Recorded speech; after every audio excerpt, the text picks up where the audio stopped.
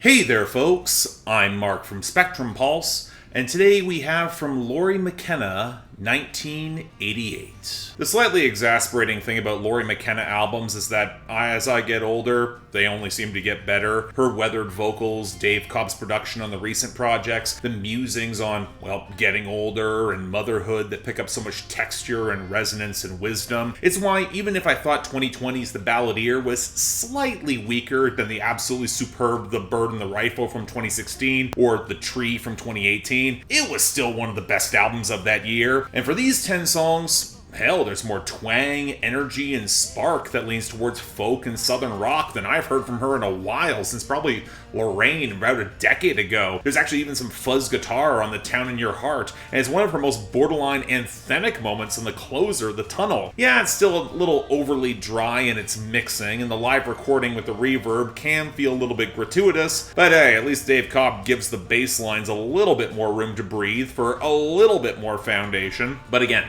Lori McKenna albums are make or break on the songwriting. And here, I think it's two sides of the coin. The gratitude and security that comes with stability and a strong family. And while there are a couple exasperated moments, Killing Me with Hillary Lindsey is a standout for those who are selfishly focusing on negativity, she ultimately will be able to get through them. But then comes the other half of the album, with the predominant focus on those who weren't exactly so lucky, be they through troubled family situations, drug abuse, poverty, or those who just couldn't settle down. And it's kind of heartbreaking how much Lori McKenna cares and recognizes that even though she can't save them, it feels like she's still letting them down even as she tries, even if she ends on the project still being mostly hopeful. Now, this does mean the album starts off oddly slow. The back half is considerably stronger in terms of the content, the melodies, and the groove. And you know what? I would struggle to say that this project has the unique soul-wrecking presence of her absolute best. Lori McKenna's themes are pretty well worn now. You know what you're expecting. And while this is certainly comfortable, the stakes mostly being outside of herself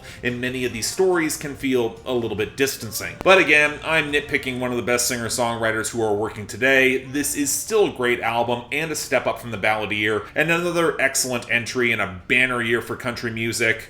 Y'all are out of excuses. Check this out. So yeah, thanks a lot for watching. If you want to see more, please be sure to like, share, and subscribe, and leave those comments. If you guys want to get projects on my schedule, link to my Patreon is right over there.